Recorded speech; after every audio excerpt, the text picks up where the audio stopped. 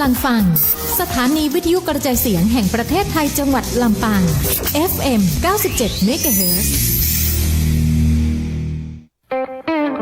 วันเสาร์อาทิตย์นี้ไปแอวกาดนั่งก้อมแอดน้องกระทิงกันนะคะฟังเพลงเพราะๆดนตรีในสวนดื่มด่ำไปกับกาแฟสดและเครื่องดื่มหลากชนิดเลือกซื้อของกินของใช้ที่หลากหลายทั้งอาหารข้าวขนมหวานสินค้าเกษตรปลอดภัยสินค้าโอท็อปชุมชนและยังมีศูนย์สุขภาวะให้บริการด้านการแพทย์แผนไทยอีกด้วยจะช็อปชิมชิลเช็คอินกันได้ที่กาดนั่งก้อมแอดน้องกระทิงตั้งแต่ 6 โมงเช้าถึงบ่าย 2พื้นที่แห่งความสุขสำหรับทุกคนกาดนั่งก้อมแอดน้องกระทิงโดยองค์การบริหารส่วนจังหวัดลำปางมากกว่าคาเฟ่ไวท์เท่าคาเฟ่คือพื้นที่แห่งโอกาสและกำลังใจบรรยากาศดูอบอุ่นแล้วเขาเข้ามาแล้วมันรู้สึกสบายตาสบายใจเครื่องดื่มนี่ราคาเริ่มต้นก็40 บาทถูกมากเจ้าที่นี่ไวท์เท่าคาเฟ่น้องใหม่กับบาริสต้าวัยเก๋ามาลองชิมโกโก้ดูอร่อยเจ้ารับแขกต่างบ้านต่างเมืองกับปลามาแอลได้นะเจ้ามีเบเกอรี่แล้วก็สถานที่ก็น่านั่งนะเจ้าเนาะไวท์เท่าคาเฟ่คือพื้นที่กลางในการแลกเปลี่ยนเรียนรู้ของผู้สูงวัยเปิดโอกาสให้ได้ฝึกอาชีพสร้างรายได้และส่งต่อแรงบันดาลใจสู่คนรุ่นใหม่น่ารักคือเป็นผู้สูงวัยที่แบบเปิ้ลได้มาพัฒนาอาชีพสวยทำให้เปิ้ลได้เห็นว่าเปิ้ลยังมีศักยภาพอยู่สวยชอบมากๆคือมีจุดเด่นในเรื่องของการกระตุ้นให้ผู้สูงวัยได้พัฒนาในการทำงานทำอาชีพยังได้อยู่ไวท์เท่าคาเฟ่ทุกวันคือการเริ่มต้นใหม่ที่ถูกเสิร์ฟด้วยหัวใจเปิดบริการทุกวันตั้งแต่เวลา 8 โมงเช้าถึง 4 โมงเย็นอยู่ในพื้นที่ลำปางเกตเวย์ลานหน้าพระบรมราชานุสาวรีย์สมเด็จพระนเรศวรมหาราชอำเภอเกาะคามาแอลลำปางเนี่ยแนะนำเลยให้มาไวท์เท่าคาเฟ่เจ้าบรรยากาศดีมากทุกคนรู้เป็นมิตรไวท์เท่าคาเฟ่พื้นที่ต้นแบบแห่งโอกาสและกำลังใจจังหวัดลำปางและเหล่ากาชาติจังหวัดลำปางขอเชิญเที่ยวงานฤดูหนาวและของดีนครลำปางประจำปี 2569 ระหว่างวันที่ 12 ถึง 21 ธันวาคมนี้ที่มหาวิทยาลัยการกีฬาแห่งชาติวิทยาเขตลำปางพบกับการออกร้านนิทรรศการของหน่วยงานต่างๆผลิตภัณฑ์ชุมชนท้องถิ่นและของดีนครลำปางทั้ง 13 อำเภอร่วมลุ้นรับรางวัลกับสลากกาชาติและมัจฉากาชาติชมการแสดงกลองปู่จาและศิลปะวัฒนธรรมพื้นบ้านการแสดงผู้สูงอายุจังหวัดลำปางประกวดร้องเพลงกำนันผู้ใหญ่บ้านผู้นำท้องถิ่นเสียงทองประกวดดนตรีโฟล์กซองร้องเพลงสตริงเยาวชนชมรมทูบีนัมเบอร์วันและการประกวดมิสเตอร์ลำปางแอนด์มิสควีนเอ็มพลัสลำปาง 2025 พร้อมความบันเทิงจากศิลปินชื่อดังทุกค่ำคืนห้ามพลาดติดตามการหมุนวงล้อออกเลขรางวัลสลากกาชาติในวันที่ 21 ธันวาคมนี้เวลา 19 นาฬิกาเป็นต้นไปแล้วพบกันงานฤดูหนาวและของดีนครลำปางประจำปี 2569 12-21 ธันวาคมนี้ที่มหาวิทยาลัยการกีฬาแห่งชาติวิทยาเขตลำปาง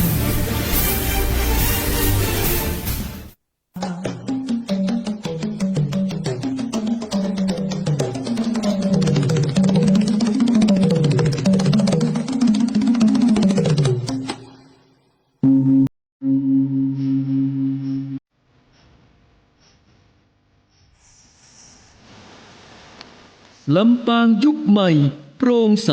สร้างสรรค์เท่าทันเท่าเทียมองค์การบริหารส่วนจังหวัดลำปางขอต้อนรับทุกท่านเข้าสู่รายการง่วมกึดง่วมใจก้าวไปกับอบจ.ลำปาง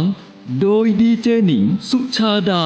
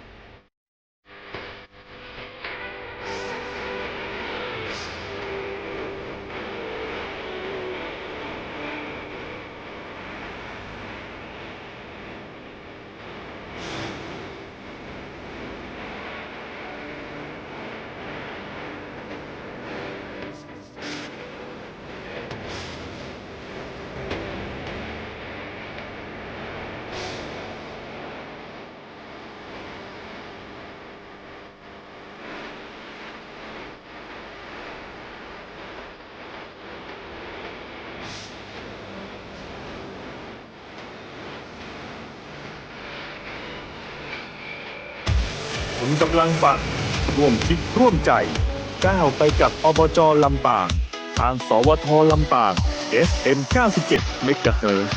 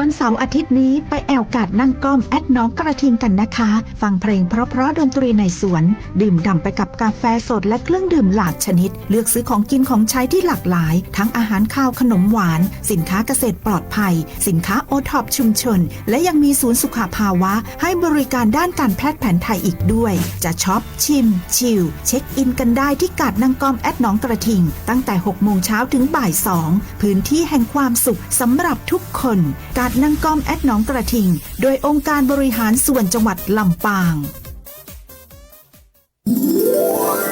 มากกว่าคาเฟ่ไวท์เท่าคาเฟ่คือพื้นที่แห่งโอกาสและกำลังใจ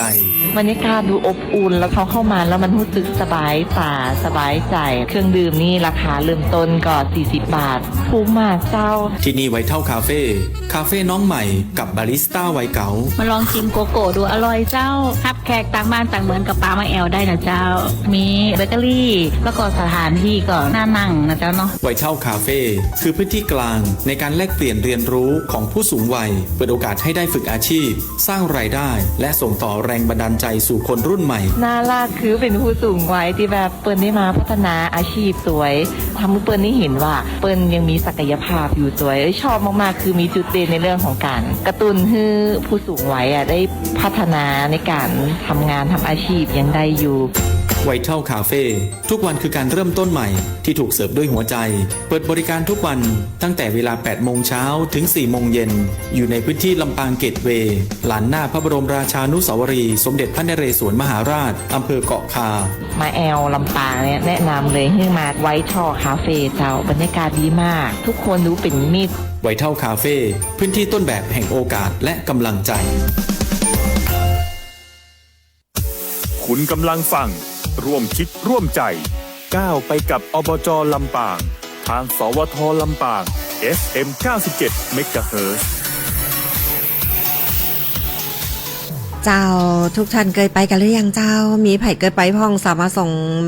SMS มาบอกน้องได้นะเจ้าว่าเคยไปแล้วนะเจ้าไวท์เท่าคาเฟ่อยู่อาคารเกตเวย์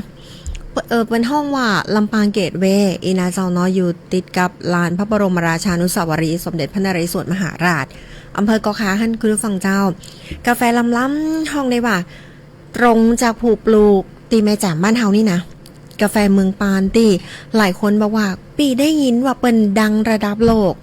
ต่างชาติมากินแล้วบอกว่ากาแฟนี่มาสุดยอดสมัยตะก่อนเนาะเฮาจะไปเซาะซื้อกินไหนกับบะหมี่น้องลิงก็เหมือนกันจะเฮาไปเซาะซื้อกินไหนเนาะต้องขับรถถึงเมืองปานกานะเจ้ากึดกับบะลูกเนาะขั้นขับรถจากกอคาไปเมืองปานมันก็ตึงบะลูกคุณฟังตั้งแต่สมัยตะก่อนนะเฮาเปิดในอินเทอร์เน็ตนะเจ้ากาแฟแม่แจ่มลำปางนะโอ้โหเปิ้นอู้กันลองไปพอเตอร์ไผ่ตีบักเกยหันนะเจ้าลองเสิร์ชพอนะเจ้ากาแฟแม่แจ่มลำปางเนี่ยเปิ้นก็จะโจทย์จันกันว่าเป็นกาแฟเฉลิดนะมีหลายอย่างคั่วกลางคั่วเข้มอันนี้มันธรรมดาเบสิกแต่ภาษาของเปิ้นเจ้าประมาณว่าคุณจะกินแบบไหนมีส้มเหี่ยน้อยบะมีก้าอย่างเงี้ยรุ่นแล้วแต่เป็นกาแฟที่เกรดพรีเมียมตึงนั่นเปิ้นว่าอีนาเจ้าออริจินอลจากผู้ปลูกอีนาเจ้าเนาะก็ถือได้ว่าโจทย์จันกันมาเหมือนเฮากึดกับบะลูกนี่ครับรถจากกอคาไปติแม่แจ่มมันก็บ่ใจเพราะฉะนั้นตอนนี้นะเจ้าตีตั้งการนางกอมแอดหนองกระติงมาตั้งแต่เริ่มหลายๆปีก่อนนะเจ้าเนาะทันก็ฮู้กันดีนะเจ้าว่าเฮาฮื้อผู้ปลูกกาแฟเกษตรกรมาจำหน่ายกาแฟที่การนางกอมแอดหนองกระติงเจ้าทุกท่านเจ้ากะยะฮื้อมีกาแฟล้ำๆไว้ฮื้อหลายท่านกินได้ยินเปิ้นโจทย์จันกันแล้วต่างชาติเปิ้นโจทย์จันว่ากาแฟบ้านเฮาล้ำเฮาในฐานะคนลำปางบ่ยอมใกล้เกือกินดังเจ้าก็ไปที่การนั่งกอมกันไปฟังเพลงม่วนๆนะเจ้ากินกาแฟลำๆเนาะมันมีความสุขและที่สำคัญแบบแปลงตัวจากผู้ปลูกตรงถึงผู้บริโภคเลยทันทีแล้วกับเปิดช่องทางตีไวท์เท่าคาเฟ่เจ้าแล้วก็มีบาริสต้าตีต้องบอกเลยว่าบ่ต้องไปไกลถึงญี่ปุ่นมาบ้านเฮามาตีลำปางเกตเวย์บ้านเฮาก็ได้หันบาริสต้าเปิ้นชงกาแฟอย่างตั้งใจยังมีความสุขทุกท่านเจ้าอยากให้ทุกท่านได้ไปหันบรรยากาศว่าผู้สูงอายุศูนย์สพสอบจ.ลำปางก็คือศูนย์พัฒนาคุณภาพชีวิตและส่งเสริมอาชีพผู้สูงอายุอบจ.ลำปางเนี่ยเปิดสลับซับเปลี่ยนกันไปชงกาแฟไผได้กินแล้วก็ล้ำนะเจ้าบ่ต้องเจือน้องเตือ 10 ปากว่าบะเตาทหาร10ทหารบะเตาลองได้กินคนเดียวนะเจ้าก็เรียนเชิญได้นะเจ้าที่ไวท์ทรัลคาเฟ่อาคารลำปางเกตเวย์ติดกับลานพระบรมราชานุสาวรีย์สมเด็จพระนเรศวรมหาราช ก็หลายคนก็อาจจะบอกน้องหนิงอิดอย่างแต่ว่าน้องฮกคุณผู้ฟังเจ้าฮกตั้งแต่หน้าสถานีนะเจ้าจอดรถเซเราขึ้นมาคุณผู้ฟังสูงอล่ามกันนะ แต่ก่อนนี้มันฮกได้นะแต่ก่อนนี้ห้องทรงอยู่ตั้งหลุมเนาะมันก็ฮกเป็นระยะสั้นๆแล้วก็บ่ได้ก้าวขึ้นมาตั้งบนอันนี้สูงเหมือนกันนะคุณผู้ฟังเจ้าถือได้ว่าเป็นห้องตีออกอากาศโทรทัศน์ตะกอนนะเจ้าเนาะก็ถือได้ว่าเฮามาจัดรายการที่นี่รถติดขนาดคุณผู้ฟังเจ้าเอาเป็นว่าไผ่ตีมาลำปางในช่วงนี้ต้องนำเรียนนะเจ้าว่าบรรยากาศที่ลำปางเหมาะเมยก็ตกเหมาะเมยก็คือหมอกเจ้าคุณผู้ฟังตีฟังอยู่บอกว่าจะเป็นตังไลฟ์นะเจ้าของสวทลำปางอบจลำปางก็ดีนะเจ้าเนาะก็สามารถถ้าฟังได้แล้วก็ที่สำคัญเจ้าอยากจะเชิญชวนมาแอลลำปางมีงานฤดูหนาวนะเจ้าฤดูหนาวและของดีนครลำปางนะเจ้าเริ่มมาได้ตั้งแต่วันที่12ละวันที่15นะเจ้า3คืนถึงวันเนี้ยไผติบ่ได้ซื้อสลากกาชาดเตื้อเข้าใจซื้อเนอะปีนี้มีรถยนต์5กัน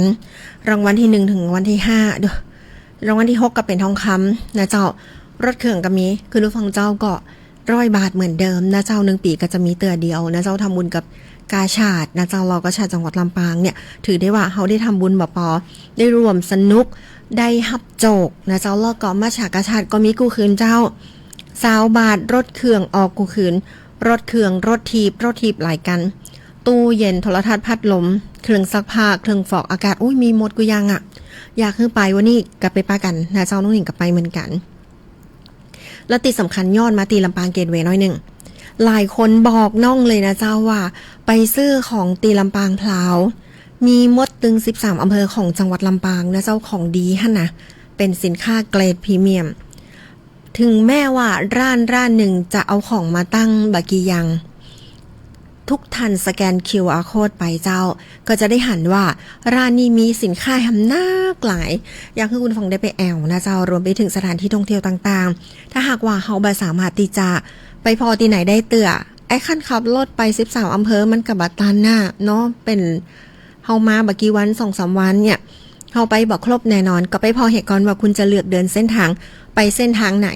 นะเจ้าตั้งต้นที่อำเภอกอคาที่ลำปางเกตเวย์ให้นั่นน่ะสมมุติว่าคุณผู้ฟังอยากไปแอลที่ตั้งแม่ดอยพระชานอีนะเจ้าเนาะ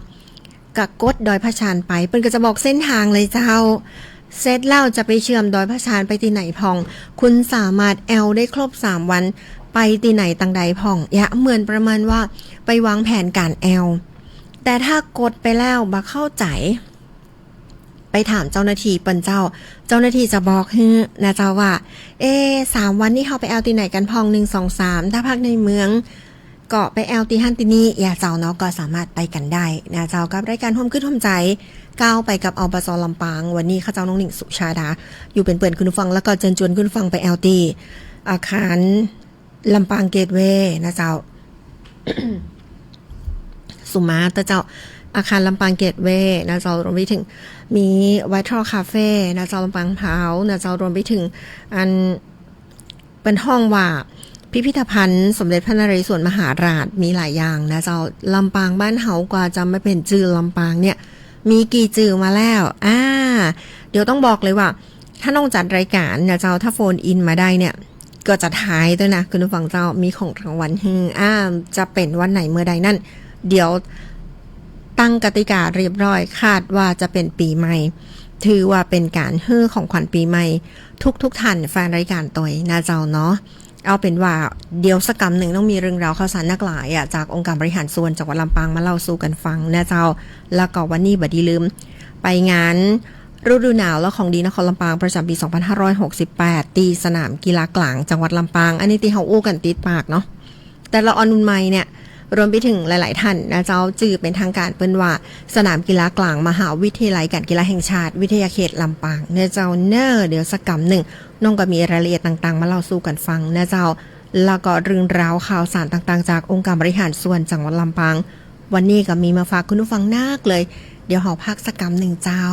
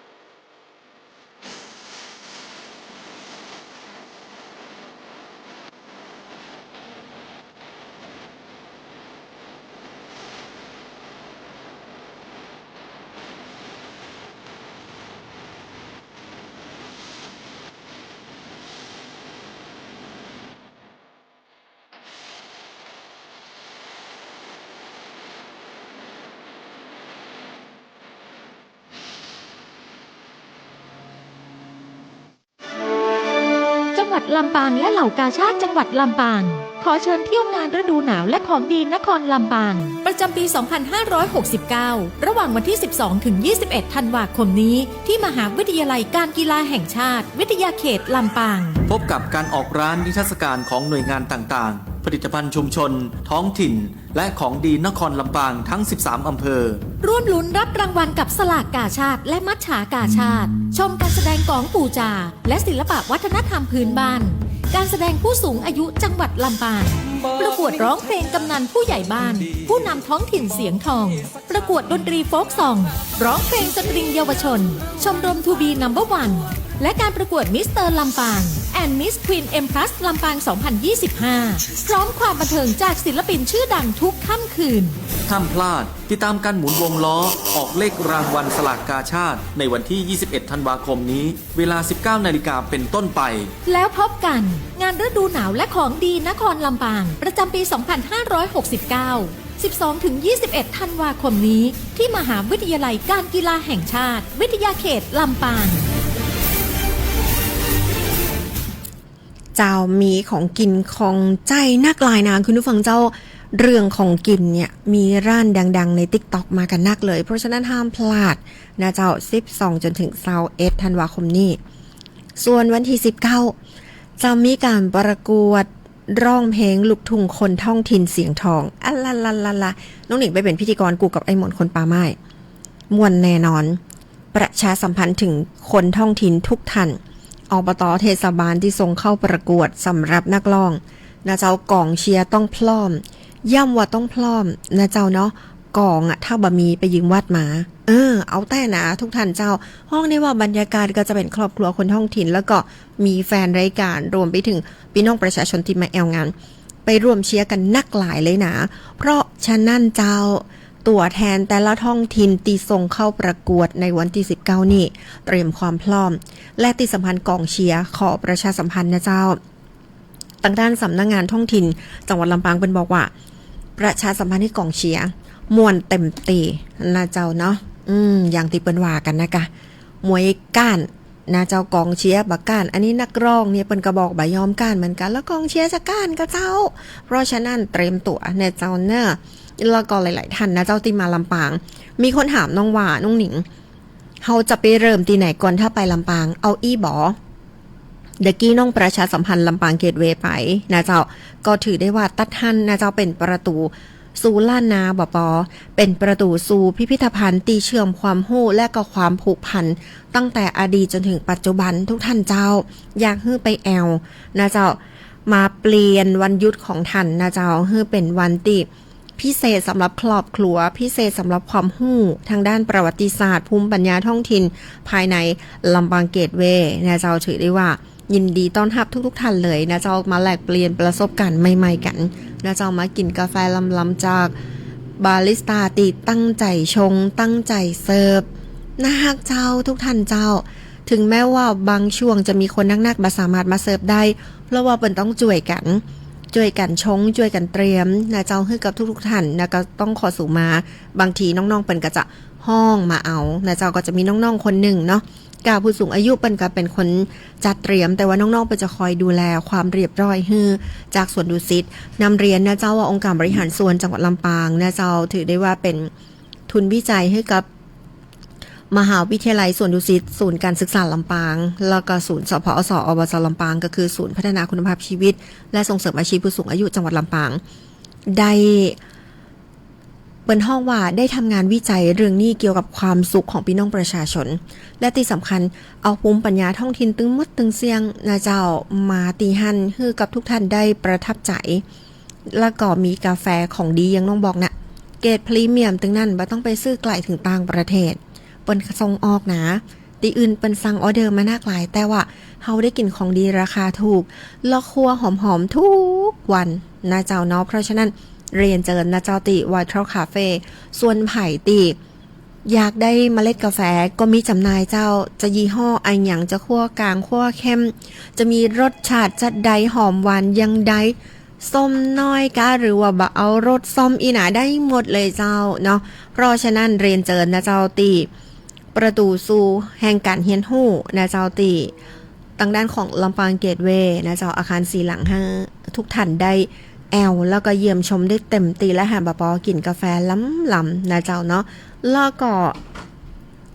วันนี้เจ้าคุณผู้ฟังเจ้ากับทางด้านขององค์การบริหารส่วนจังหวัดลำปางนะเจ้าก็ขอเชิญชวนทุกท่านไปแอลตีงานฤดูหนาวและของดีนครลำปางประจำปี2568นะเจ้าแล้วก็งานที่เขาจัดไปนะเจ้าก็คือลำปางออร์คิดแอนด์ออโรราเฟสติวัลเป็นห้องว่างานแสงเหนือ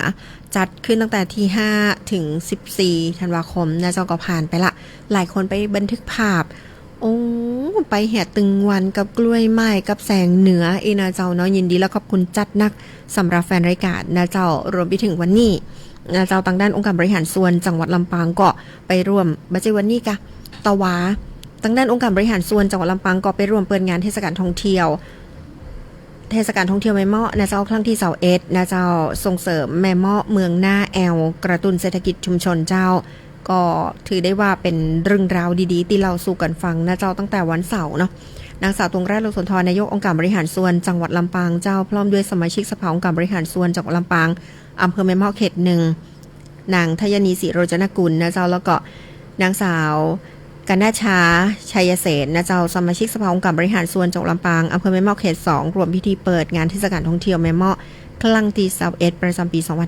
2568ก็คือแม่เมาะเฟสติวัลครั้งที่21นะเจ้าเนาะซึ่งจังหวัดลำปางร่วมกับการท่องเที่ยวแห่งประเทศไทยหรือทททแล้วก็การไฟฟ้าฝ่ายผลิตแห่งประเทศไทยกฟผ.จัดขึ้นนะเจ้าณสวนพฤกษชาติการไฟฟ้าฝ่ายผลิตแห่งประเทศไทยแม่เมาะนะเจ้าโดยมีนายวิวัฒน์อินไทยวงศ์ผู้ว่าราชการจังหวัดลำปางเป็นประธานในพิธีเปิดแล้วก็มีนายสุชาติตุลแก้วผู้ช่วยผู้ว่าการเมืองแม่เมาะกล่าวรายงานตัวนะเจ้าถือได้ว่างานนี้นะเจ้าทางหัวหน้าส่วนราชการไปกันได้กระหลายท่านตรงราชลำสนทรนายกองค์การบริหารส่วนจังหวัดลำปางก็ไปห่วมเช่นเดียวกันนะเจ้าซึ่งงานนี้จัดขึ้นตั้งแต่วันที่13จนถึง15ก็คือวันนี้นะเจ้ามีนักท่องเที่ยวได้สัมผัสบรรยากาศชมวิวปะกับพระอาทิตย์ตกดินนะเจ้ารวมไปถึงพระอาทิตย์ขึ้นติเหมืองแม่เมาะตัวงานนี้ห้ามพลาดเด็ดขาดวันนี้วันสุดใต้นะเจ้าเนาะก็เรียนเชิญติอำเภอแม่เมาะนะเจ้าหน้าเมืองแม่เมาะนะเจ้าเนอร์กับงานเทศกาลท่องเที่ยวแม่เมาะที่จัดขึ้นอย่างยิ่งใหญ่นะเจ้าครั้งนี้เป็นครั้งที่21แล้วทุกท่านเจ้าสามารถไปกันได้นะเจ้าเนอร์ขอบคุณแล้วก็หลายๆท่านที่ติดตามลำตัวนะเจ้ากับรายการความขึ้นความใจก้าวไปกับอบจ.ลำปางนะเจ้าข้าเจ้าน้องหนิงสุชาดาอยู่เป็นเพื่อนคุณผู้ฟังมีเรื่องราวข่าวสารอะไรอย่างเกาะมาเล่าสู่กันฟังช่วงหน้าเจ้าทางด้านเทศบาลตำบลเมืองยาวแล้วก็ทางด้านของโรงพยาบาลส่งเสริมสุขภาพตำบลนะเจ้าบริเวณใกล้เคียงนะเจ้าหลายๆตีเลยทีเดียวนะเจ้าเป็นรวมกันจัดงานวิ่งเมืองยาวเพื่อนำเป็นห้องว่าสมทบทุนนะเจ้าซื้ออุปกรณ์ต่างๆทางการแพทย์รวมไปถึงช่วยเหลือผู้ป่วยติดเตียงนะเจ้าบริเวณตำบลเมืองยาวอำเภอห้างฉัตรจังหวัดลำปางถือว่าเป็นงานใหญ่เลยนะทุกท่านไปร่วมกันทำบุญนะเจ้าแล้วก็จะได้ช่วยผู้ป่วยติดเตียงตัวนะเจ้าถือว่างานวิ่งครั้งนี้เป็นการวิ่งเพื่อซื้ออุปกรณ์การแพทย์รวมไปถึงช่วยเหลือผู้ป่วยติดเตียงในเขตตำบลเมืองยาวนะเจ้าเนาะกับงานวิ่งเมืองยาวนะเจ้าเนาะเดี๋ยวเขาไปพักสักกรรมเจ้าช่วงหน้าเขามีเรื่องราวข่าวสารที่น่าสนใจ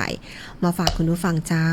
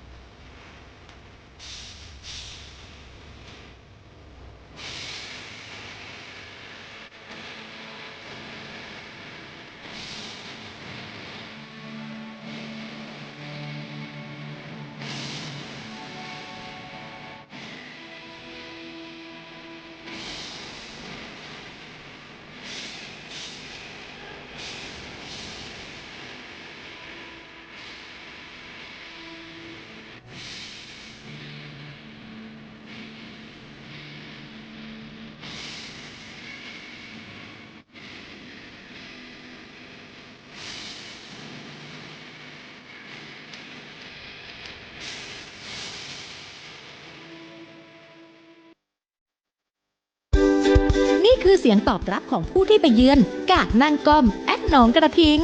มาบ่อยค่ะมาทุกอาทิตย์เลยค่ะสนใจต้นไม้สภาพแวดล้อมที่เป็นธรรมชาติผมเป็นคนนครศรีธรรมราชครับมาเห็นกาดเขามีของขายเยอะแยะก็รู้สึกว่าประทับใจคือบรรยากาศทางเหนือนี่คือเป็นกันเองครับแบบง่ายๆสบายๆ การนั่งกอมแอดหนองกระทิงมาหลายรอบแล้วเจ้าเพราะกินนักขนาดเลยมีทุกอย่างที่เขาอยากกินเลยเจ้าตลาดที่เปิดโอกาสให้ผู้ขายมีแหล่งจำหน่ายสินค้าและหารายได้พิเศษการนั่งก้อมแอดหนองกระทิงเปิดโอกาสให้ผมร้านโรตีในช่างนะครับได้หารายได้พิเศษในวันเสาร์อาทิตย์มีดนตรีฟังมีอาหารให้กินหลากหลายไม่ได้เสียค่าที่นะครับถ้าเราไปข้างนอกนี่ราคานี้ก็จะประมาณ50ครับตรงนี้เราขายที่40 บาทเน้นปริมาณว่ากาดนั่งก้อมแอดหนองกระทิงเปิดจำหน่ายทุกวันเสาร์อาทิตย์6 โมงเช้าถึงบ่าย 2 โมงณสวนสาธารณะหนองกระทิงโดยองค์การบริหารส่วนจังหวัดลำปางที่นี่บรรยากาศดีมากเลยค่ะแล้วก็ประทับใจกาดนั่งก้อมแอดหนองกระทิงขอเชิญชวนหน่อยเจ้ามาเปิดมีโอกาสผ่านมาก็สอนที่จะลืมครับที่กาดนั่งก้อมลำปางนะครับคุณกำลังฟังร่วมคิดร่วมใจก้าวไปกับอบจ.ลำปางทางสวท.ลำปาง FM 97 MHz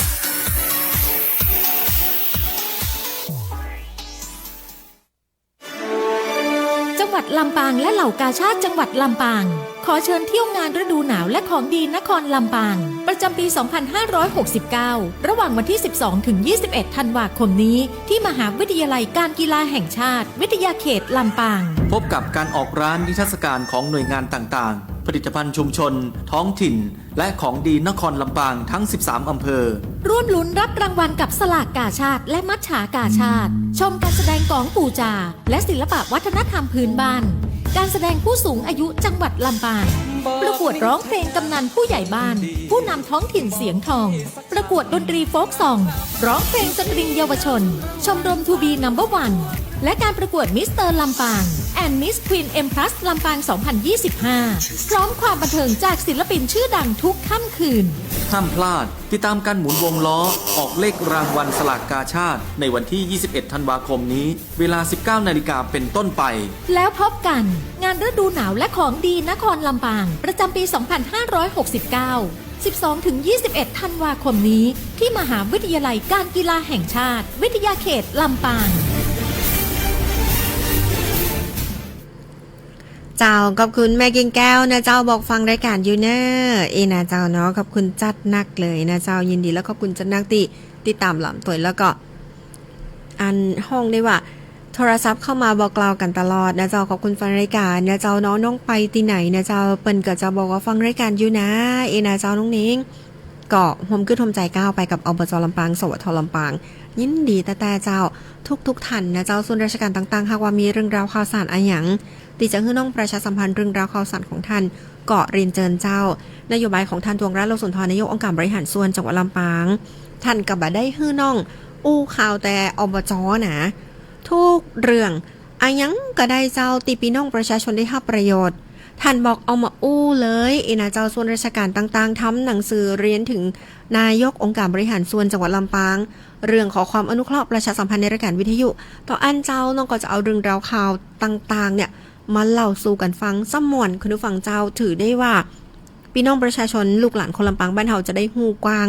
แล้วช่วยกันพัฒนาจังหวัดลำปางของเฮาให้อย่างยืนนะเจ้าประชาชนอยู่ดีกินดีมีความสุขและก็อย่างยืนองค์การบริหารส่วนจังหวัดลำปางโดยการนำของท่านดวงรัตน์ โลสุนทรนายกองค์การบริหารส่วนจังหวัดลำปางยินดีทุกเรื่องราวข่าวสารบอกว่าจะเป็นคุณผู้ฟังมีงานอย่างงานบุญต่างๆอีนะส่งมาได้เลยเจ้าน้องหนิงยินดีประชาสัมพันธ์ให้นะเจ้าอย่างเช่นตะกี้นะเจ้าตั้งตลาดสมบูรณ์ก็ค้าด้านหลังนะเจ้าเนาะมีตึกอยู่นะเจ้าไฟไหม้นะเจ้าอันนี้เปิ้นเกาะปิดการจราจรกันนะเจ้าคนที่สัญจรไปมาที่หน้าการสมบูรณ์ก็คือหน้าการกอคานั่นนะทุกท่านเจ้าในเขตเทศบาลตำบลกอคาเลยนะเจ้าเนาะก็ถือได้ว่าจราจรช่วงนั้นอาจจะติดขัดน้อยหนึ่งก็ต้องขอสู่มาเนื่องจากมีเหตุไฟไหม้ตึกนะเจ้าหลังตลาดบริบูรณ์ก็คือหลังตลาดเกาะขานะเจ้าตีซอยเข้าไปบ้านเหล่าหันหนาคุณผู้ฟังเจ้าก็จราจรก็จะติดขัดน้อยนะเจ้ามันเกิดขึ้นตั้งแต่ 48 นาทีเด็กกี้ละเกือบชั่วโมงละอ่ะนะเจ้าเนาะช่วงนี้อาจจะมีติดขัดในเรื่องของรถถอยเข้าออกเหมือนกันนะเจ้าเพราะฉะนั้นก็ชะลอความเร็วนะเจ้าระมัดระวังให้เป็นพิเศษถ้าไผ่ตีขับรถนะเจ้าไปตีหน้ากาดสมบูรณ์เกาะคาก็คือหน้าตลาดเกาะคาฮะนะทุกท่านเจ้าเนาะมีเหตุไฟไหม้นะเจ้าก็ฝากประชาสัมพันธ์กันมานะเจ้าเนาะยินดีแล้วขอบคุณแต่นะเจ้าตีอยู่เป็นเพื่อนกันหลายๆท่านเลยทีเดียวแล้วก็เรื่องราวข่าวนี้เจ้าตีต้องเล่าสู่กันฟังนะเจ้าโดยเฉพาะทางด้านของท่านตรงรัฐสุนทรนายกองค์การบริหารส่วนจังหวัดลำปางท่านเองก็ได้ห่วมต้อนรับจุฬาราชมนตรีอรุณบุญชมนะเจ้าในงานรวมน้ำใจมุสลิมเมืองรถมานะเจ้าเมื่อวันเสาร์ที่13 ธันวาคม 2568นะเจ้าตีมัสยิดอันฟาละอุฮุนะเจ้าตีอำเภอเมืองลำปางนะเจ้าซึ่งมีพี่น้องชาวมุสลิมทั้งในลำปางจังหวัดต่างๆในภาคเหนือคุณผู้ฟังเจ้ารวมใจกันระดมทุนเพื่อส่งต่อไปยังพี่น้องมุสลิมตีได้รับผลกระทบจากอุทกภัยตีหาดใหญ่และพื้นที่ภาคใต้นะเจ้ารวมถึงเพื่อสาธารณประโยชน์สนับสนุนการศึกษาแล้วก็ศาสนาในจังหวัดลำปางโดยนะเจ้าด้วยพื้นฐานการอยู่รวมกันอย่างสันติและมีความสุขนะเจ้าแล้วก็ขอแสดงความยินดีนะเจ้ากับผู้ประกอบการผลิตอาหารและก็วัตถุดิบด้านอาหารชาวลำปางตีได้รับเครื่องหมายฮาลาลนะเจ้าซึ่งสามารถส่งต่อผลิตภัณฑ์ไปจำหน่ายแก่พี่น้องมุสลิมทั่วโลกได้เป็นอย่างดีนะเจ้าถือได้ว่าลำปางเขานี่กับบันน้อยหน้าไผ่หนาทุกท่านเจ้าก็ถือได้ว่าหลายๆตีเหมือนกันนะเจ้าที่เปิ้นได้รับรางวัลนะเจ้ารวมไปถึงเครื่องหมายการค้านะเจ้าซึ่งเป็นเครื่องหมายสากลนะเจ้าฮาลาลนี่ยากนะทุกท่านเจ้ามีแอลกอฮอล์น้อยถ้าเป็นตรวจพบน้อยเดียวนะเจ้าก็บ่ได้แล้วนะเจ้าเพราะว่าถือได้ว่าหลายๆร้านเนี่ยเจ้าที่อยู่ในจังหวัดลำปางบ้านเฮานะเจ้าก็ได้รับเครื่องหมายนี้ก็ขอแสดงความยินดีตัวแล้วก็ท่านทวงรัฐสุนทรนายกองค์การบริหารส่วนจังหวัดลำปางท่านก็รวมเป็นเกียรติต้อนรับแล้วก็แสดงความยินดีกับทุกร้านตัวนะเจ้าเนาะทุกท่านสามารถพอภาพข่าวได้ใน Facebook องค์การบริหารส่วนจังหวัดลำปางเจ้าท่านตรงรัฐสุนทรนายกองค์การบริหารส่วนจังหวัดลำปางตลอดจนคณะผู้บริหารลงพื้นที่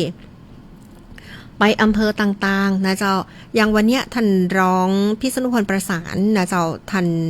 รองนายกองค์การบริหารส่วนจังหวัดลำปางก็ไปต้อนรับคณะศึกษาดูงานจากจังหวัดพะเยาเจ้าเทศบาลตำบลฝายกว้างอีนะเจ้า